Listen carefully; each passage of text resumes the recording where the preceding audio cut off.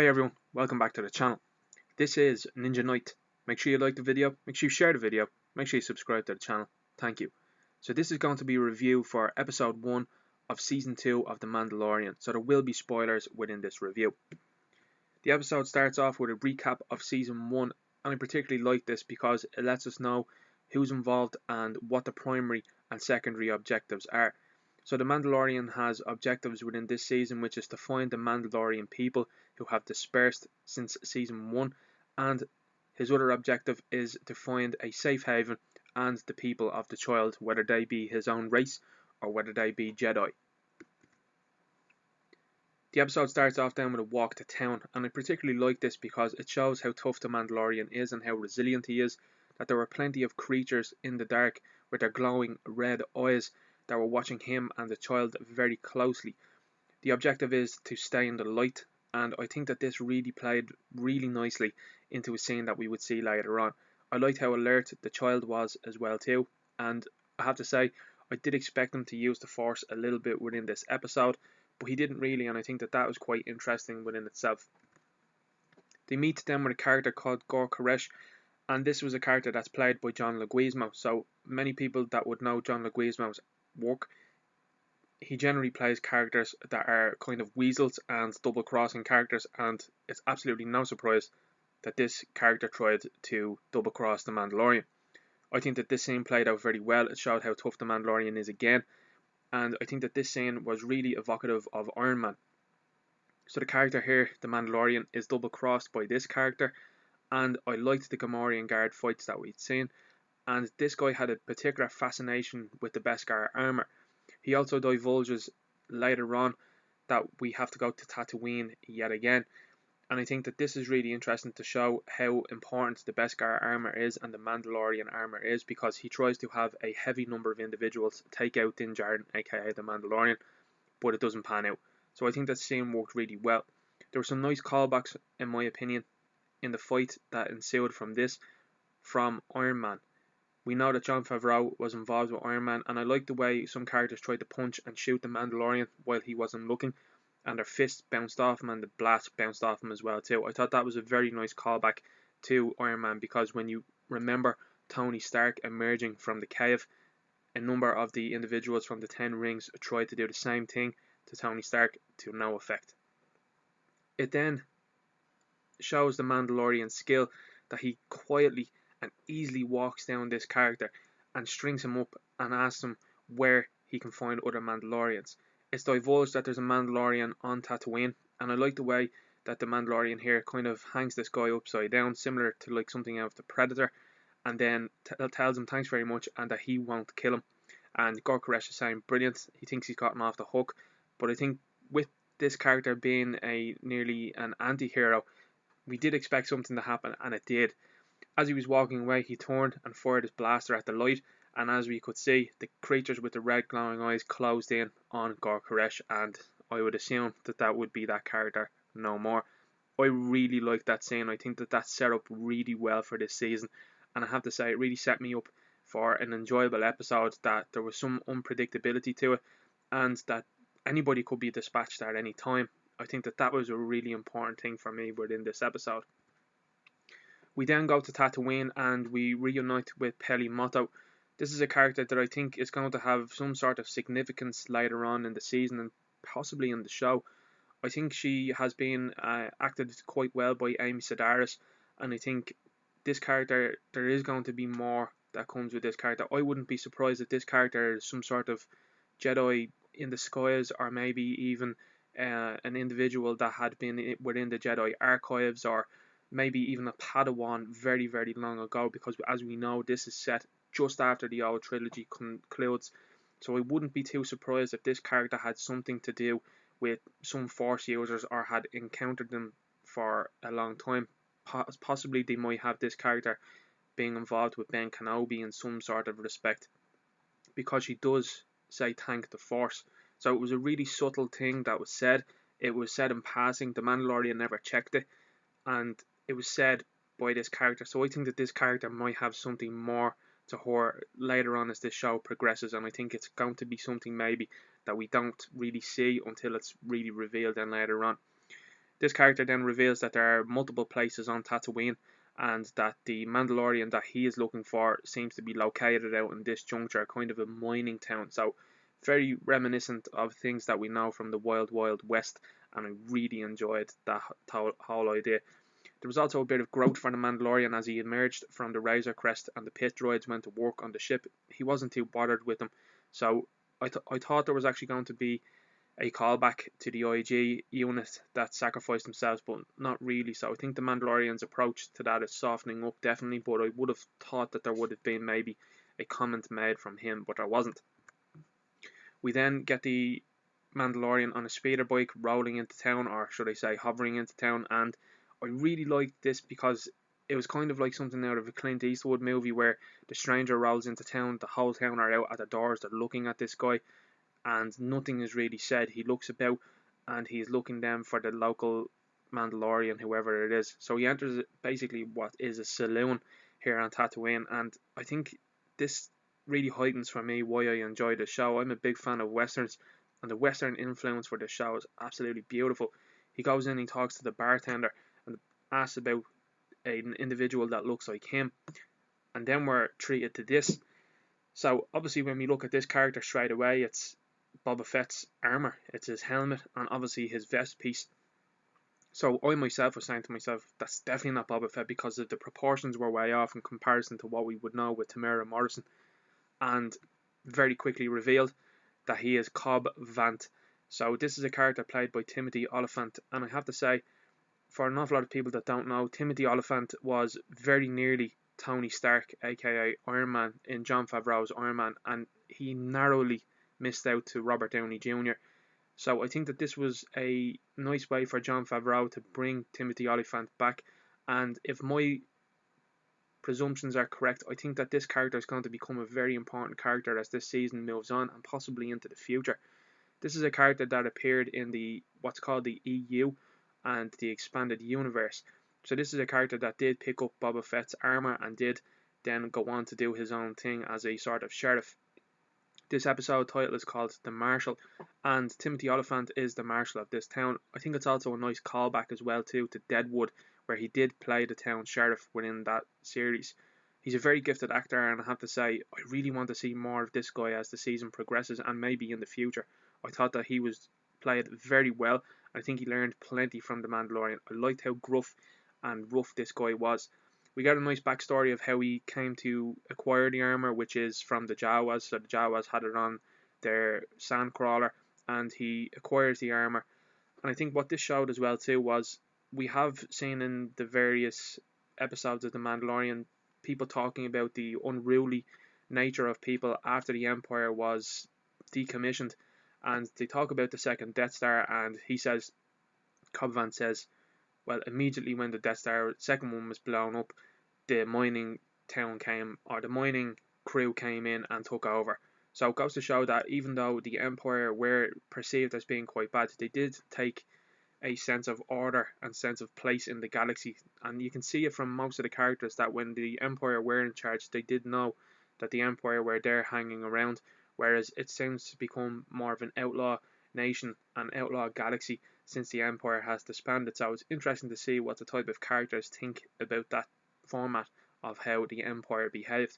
But Cobb Vanth then goes on to say he picked up the armor from the Jawas, he returns, he gets the mining guild out of the town and uses the jetpack very expertly with the rocket. I was very curious about that because he seemed to pick up the Mandalorian armor and the usage of it very easily and very quickly. So it certainly makes me think maybe they're shaping up Cobb Vanth to take a larger role as this season moves on, and possibly into progressive seasons as well too, if the rumours are true of Pedro Pascal no longer being involved. We then move on and we have a talk about the Krayt Dragon that goes through town and eats a bantha. So I think that that was really important, and the episode then seemed to focus around, okay, right, how do we take this out? Because the Mandalorian Din Djarin has a standoff with Cobb Vanth about the uniform of Boba Fett. He wants to take the Mandalorian armor from him. There is a tense standoff, and I have to say that the tension there was quite good until the Krayt Dragon turned up and took out that bantha. So the Mandalorian then talks about, look, we're going to need help, we're going to need reinforcements, we need to find out where this Krayt Dragon lives. and then they take the speeders to somewhere where we don't know where they're going to go. So what the Mandalorian does then is it shows us then Cobb Vanth on, as we can see here, an engine from a pod racer. Now, if I'm not mistaken, this looks extremely close to the pod racing engine that Anakin Skywalker used in Episode 1. So I think that that was a nice little Easter egg and a callback, and if it is one of his engines, I think that that's fascinating stuff, to be honest. This was a nice scene where they exchanged words. I did find strange throughout the episode that once Cobb Vanth removed Boba Fett's helmet, he left it off for the majority of the episode rather than putting it on. You would think he would want to wear it, but obviously not so. I thought that that was quite interesting. The child is here and there in the episode, and I thought he was quite interesting as well too, because his face blowing in the wind, he provided some laughs.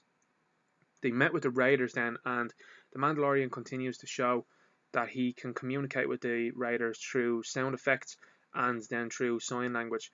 I think that this is really nice to see a different form of the Tusken Raiders. We've been very much so used to seeing these characters be sort of animalistic and horrible to the various different Star Wars characters that we've seen, and I think we're getting a deeper insight into the Tusken Raiders. I think it's very interesting though that they're trying to humanize the Tusken Raiders an awful lot, considering that we know what they did to Shmi Skywalker, particularly Anakin Skywalker's mother. So I'm curious to see why they're going this direction with the Tusken Raiders and what's the ultimate goal for the Tusken Raiders within this series, because this is twice now in the 2 seasons that they have tried to humanize the Tusken Raiders, but there's always that little niggling thing in the back of my mind of how they treated Shmi Skywalker, and I personally wouldn't forget that now. So I think it's really interesting to see that the Mandalorian does call out from the animals that we can see here, and the Tusken Raiders emerge, and they both want the same thing. The town wants the Krayt Dragon gone, the Tusken Raiders want the Krayt Dragon gone. So they build up a friendship of a way of kind of coming to an agreement to take out the Krayt Dragon. And I think it's interesting that Cobb Vanth absolutely despises the Raiders, and the Raiders despise him and the town. So they just look for the meat of the Krayt Dragon. That's all they want, and they wanted to stop eating their bantas and stuff like that. So I think the scenes with the bantas were really interesting as well too. We do have the attack on the Krayt Dragon, and it's quite different from what we know from the expanded universe, because this has legs in the expanded universe, but it's more so like a worm sort of creature within this one, which I thought was quite interesting. So this kind of bases itself off again off the EU of how to kill a Krayt Dragon, and they try to draw it out. There's some laughs there when the Tusken Raider tries to call her out from it being sleeping, and then eventually gets eaten. And then I think when you look at the character of the Mandalorian and Cobb Vanth, they do work together. Mandalorian smacks the jetpack, which is a nice callback to Return of the Jedi. The jetpack goes away, and then the Mandalorian then takes care of the Krayt Dragon then. I thought there was a couple of things of note within this scene as well too. I really liked the Mandalorian and Cobb Vanth flying with the jetpacks and trying to attack the Krayt Dragon. It really showed some bravery as well too from Cobb Vanth. And again, like I said, he had a very good handle of the Mandalorian armor from Boba Fett he had. So it's quite curious to see that so early on. And I think they set him up as a very good character, an interesting character personally, I thought. We also seen a nice callback as well too with R5 that was in the original trilogy that the Jawas tried to sell to Luke Skywalker and his uncle Owen, and that droid actually appeared as well too within this episode. Lovely callback, lots of them in this episode. So then there was a kind of Jonah and the Whale sort of Pinocchio sort of idea then from the Mandalorian, and it was a nice callback as well too, I think, to Iron Man in the Avengers, particularly because Iron Man did the same thing in the Avengers where he goes inside this thing, kind of looks like a self-sacrifice. But as he says that he's going to take the detonators, he tells Cobb Vanth to take care of the child. So he is trying to constantly relinquish responsibility for the child and sees Cobb Vanth as a fitting guy to be taking over as the guy that's going to protect the child. So I thought that that was a really interesting thing to see, and it just shows that I think that maybe we could see a big change within this season as to who the titular character is going to be, in my opinion. So anyway, they kill the Krayt Dragon and they get on with it, and I think that that was really interesting stuff, the way they bring in the Krayt Dragon and make him basically swallow the Mandalorian and the Banta, and then the Mandalorian takes him out. The Tusken Raiders get the meat and they get to keep the pearl. So then the Mandalorian and the Cobb Vanth come to an understanding. Look, give me the armor back. So Mandalorian takes the armor and moves off then on a speeder bike. I think there was many scenes within this episode that were really lovely, and I have to say the partnership between him and Cobb Vanth really worked. I really like Cobb Vanth as a character, and I really hope that he does seem to return in this season. So the episode finished off with this one, and I think an awful lot of people were really interested to see what's going to happen with this. So we see the twin sons, we see the Mandalorian speed away, and we see a character shrouded looking over kind of close to where Cobb Vanth and the Mandalorian have made their stand against the Krayt Dragon. So as you can see here, he has a traditional weapon of the Tusken Raider here on his back, along with what seems to be a rifle that the Tuskens already also use. So I'm extremely curious to see this, and I think an awful lot of people probably overlooked these two weapons on his back, and particularly with the way he's dressed. Has this character some involvement with the Tusken Raiders? And is that why we're seeing them in Season 1 and in Season 2, and why we're trying to humanise them? Because this to me is a setup that possibly this character has been watching since Season 1 to things that have been going on, and is starting to re-emerge and reintroduce himself into the galaxy. So immediately when I seen this, I said to myself, it has to be one character and one character only. And they gave us a reveal at the end of this episode, and I was pumped. It's Boba Fett.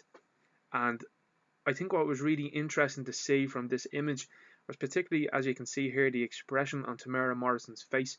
Tamara Morrison is generally in the roles that he plays a complete tough guy and sometimes very jovial. I thought the very emotionless, robotic look of Boba Fett in this scene and with this image was entirely interesting, I have to say. I like the scarring on his face, and I like the way that it seems like they're going for the whole hair was burned off him from being in the Sarlacc pit. As we can see, we've no eyebrows either, so I think that they will go for this kind of Vader-esque maybe Boba Fett within this season. But highly interesting to see what they do with this guy next. He was watching on with his armor being used, so it says to me then, why did he not intervene beforehand? So I'm extremely interested to see what they do with Boba Fett within this season.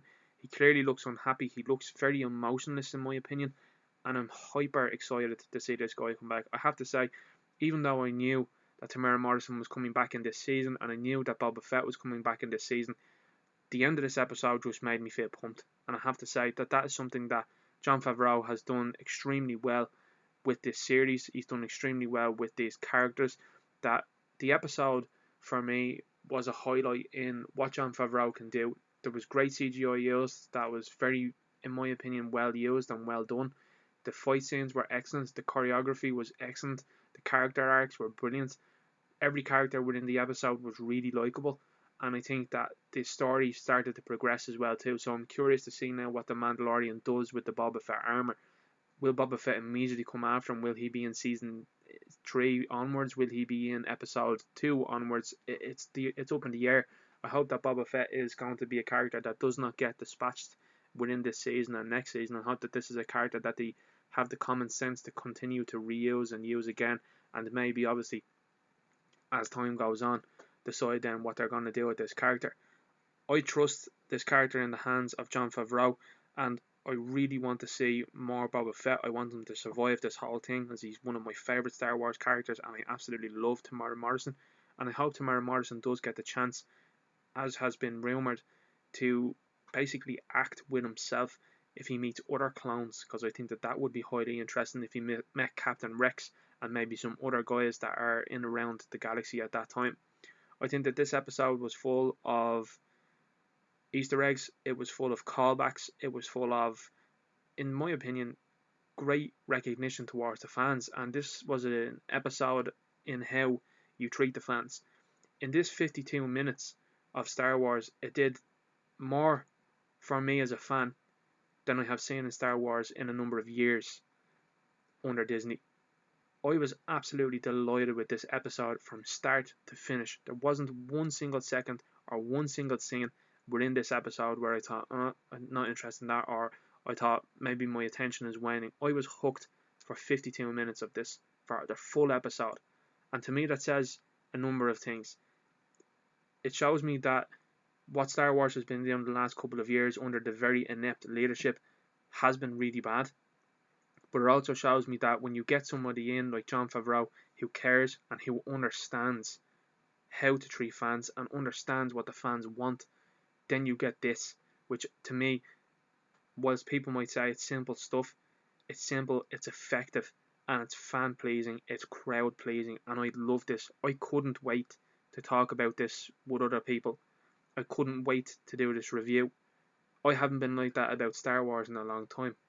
And I have to say, I think for an awful lot of people, and especially me, to see something done so well, it certainly makes you somewhat emotional, because over the last couple of years, Star Wars has been disgraced.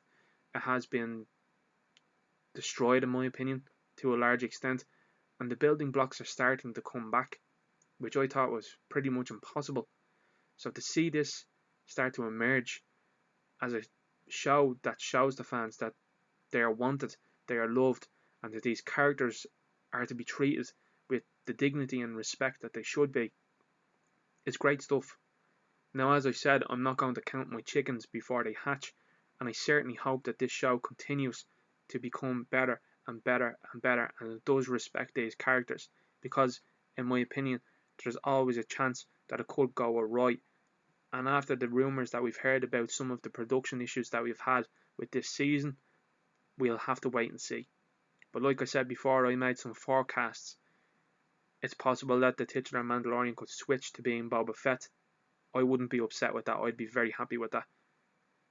It's possible now, looking at this episode, that the titular Mandalorian could switch to being Cobb Vanth, because we've already put into the universe here that it doesn't take somebody having to be born on Mandalore to be a Mandalorian. It's a religion in this series. So I think that there is a possibility that could happen. And to me, with the casting of Timothy Olyphant, I think that is a very major possibility. I think when you're looking at the series now, and if they have had the problems that they've had with Pedro Pascal, I think maybe that might be a shift that they might go with, because I'm sure Timothy Olyphant was somebody that they looked at very seriously for season 1, considering they wanted a Clint Eastwood-like character. I will always argue that I think they should have gotten Scott Eastwood. I think he would have made a phenomenal Mandalorian. But I think if they're going to make a switch, we've Boba Fett now and we've Cobb Vanth, and I think he could easily take the place of Din Djarin.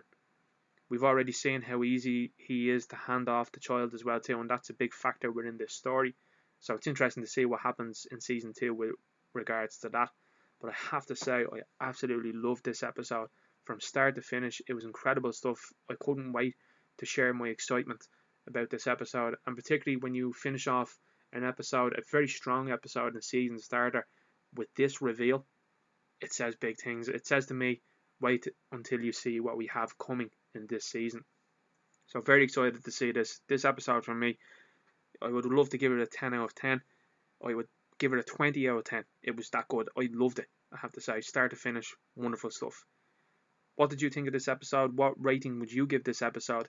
Were you happy with all of the callbacks that were happening in this episode? And what did you think of this reveal and return of this prominent character like Boba Fett? I think that Jon Favreau is going to give this guy the much needed treatment that he is going to. What do you think about the weapons that he's wearing on his back? They're very Tusken Raider-esque, so it's curious to see what's going to happen there. We are seeing as well too, we're in this series, that they do not mind doing some sort of flashbacks as well too, which I think is highly interesting. They didn't show how the Jawas got the armor also, and I think that is going to factor in later on down the road, and I hope it does. What do you think? Do you think that they're going to flash back and show Boba Fett and how he emerged from the Sarlacc pit? Which clone troopers would you like to see Boba Fett encounter and interact with? What do you think of some of the rumours for season 2 that possibly Pedro Pascal might no longer be the Mandalorian? Do you think that there is a switch that is possible now with Boba Fett or even Cobb Vanth? What did you think of Timothy Olyphant as Cobb Vanth? Did you enjoy his performance, and would you like to see him maybe head a series of his own? I thought he was wonderful. What do you think as well too of the narrative that they're putting out there, that these places have become unruly after the Empire has been destroyed? I certainly think that is making a very interesting narrative and what we're going to see on different planets. Let me know what you think in the comments. Make sure you like the video, share the video, subscribe to the channel, and I'll talk to you later. Good luck.